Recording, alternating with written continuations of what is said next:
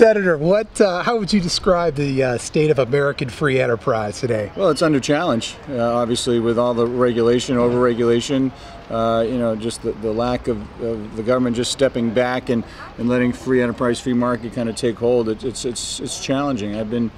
I've spoken to many chambers of commerce, and the biggest problem that they have is certainty. There's a lack of certainty. They don't know what's next. They could be marching along in a path, whether it's with FDA, EPA, and all of a sudden, out of left field, bang, they get whacked.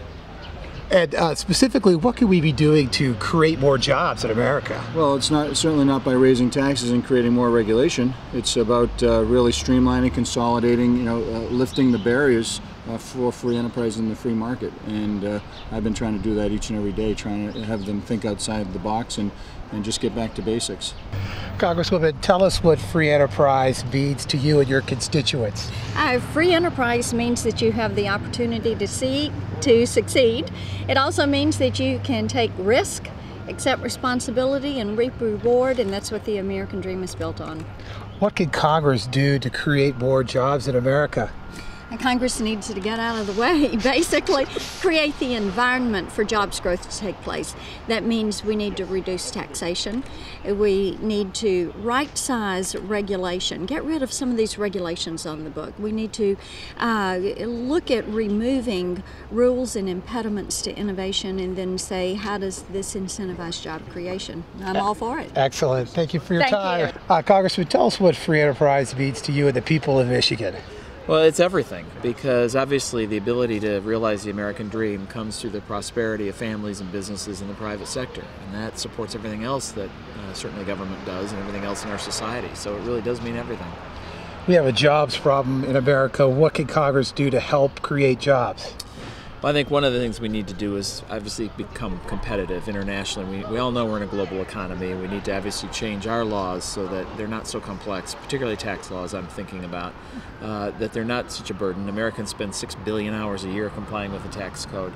So there's a lot we can do to really make sure the private sector, that means really reducing spending, having some tax reform, and obviously trying to get new exports. What can Congress do to help the private sector create jobs in America? Well, the bottom line is we've got to have our trade agreements. There's got to be a fair trade agreements with whoever we're trading with. We've got to make sure that we start building things in America again. An energy policy would help us tremendously, be less dependent on foreign oil, be more secured as a nation, challenging every state to look at their dependency and how they can use what they have to become more independent, get the regulatories off our back, basically try to let this government be our partner, not our adversary.